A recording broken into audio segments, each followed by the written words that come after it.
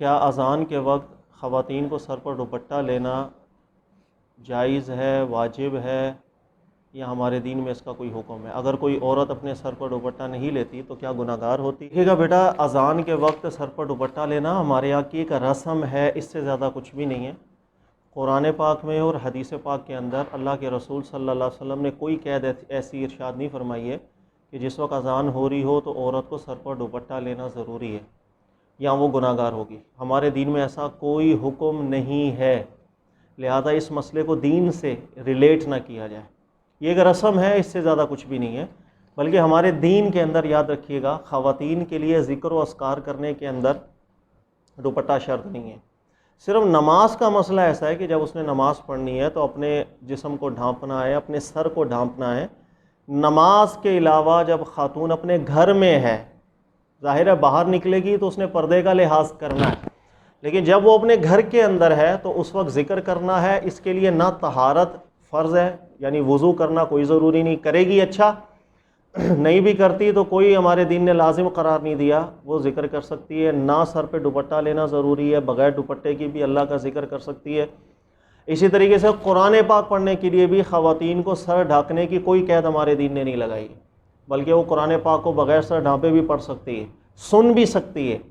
اور اسپیشلی ام المومنین عائشہ صدیقہ رضی اللہ تعالیٰ عنہ بیان کرتی ہیں کہ وہ ایک عام حالت میں ہوتی تھی، بلکہ کبھی کبھی مخصوص ایام میں بھی ہوتی، تو رسول اللہ صلی اللہ علیہ وآلہ وسلم بالکل قریب ہوتے اور قرآن پاک کی تلاوت بھی کر رہے ہوتے، یہ سن رہی ہوتی۔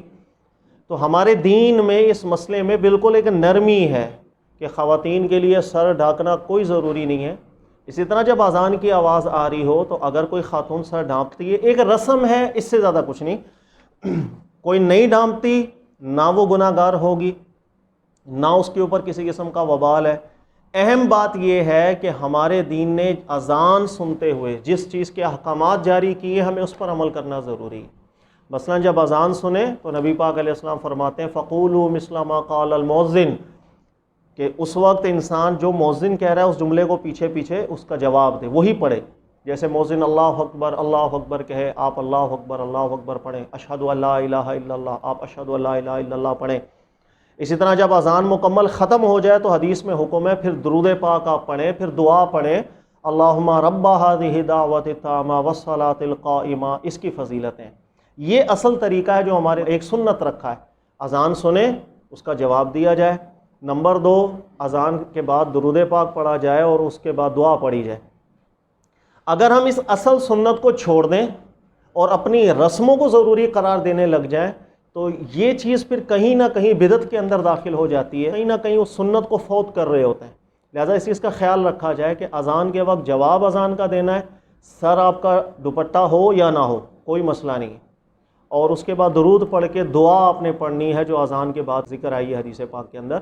اور ایک ضمناً بات بھی بتا دوں، ایک حدیث ہے اور صحیح حدیث ہے کہ جس وقت اذان ہوتی ہے اس وقت، اور ایک حدیث کے الفاظ ہیں جس وقت اذان ہو گئی اس کے بعد دعا کی قبولیت کا وقت ہوتا ہے، اللہ رب العزت کی بارگاہ میں دعا کرنی چاہیے۔ یعنی آپ نے اذان سنی، اس کا جواب دیا، درود پڑھا، اذان کی دعا پڑھی، اور اس کے بعد آپ نے دعا مانگی، کوئی بھی دعا مانگی، تو یہ قبولیت کا بھی وقت ہے۔ اور ہمارے یہاں رسموں کو اختیار کر کے سنتوں کو چھوڑ دیا جاتا ہے، پھر اس رسم کے اوپر اتنا زور دے دیا جاتا ہے کہ اگر کسی خاتون کو دیکھا اذان کے وقت اس نے سر پہ دوپٹہ نہیں لیا تو گھر میں ہی اس کو ڈانٹنے لگ جاتے ہیں کہ آپ دوپٹہ سر پہ رہیں، اذان ہو رہی ہے۔ تو یہ کوئی ہمارے دین میں اس کا حکم نہیں ہے، نہ عورت پر لازم رکھا ہے کہ وہ اذان سنتے ہوئے اپنے سر کو ڈھانپے۔ یہ ایک رسم ہے، اس سے زیادہ کچھ بھی نہیں ہے۔ جزاک اللہ خیر۔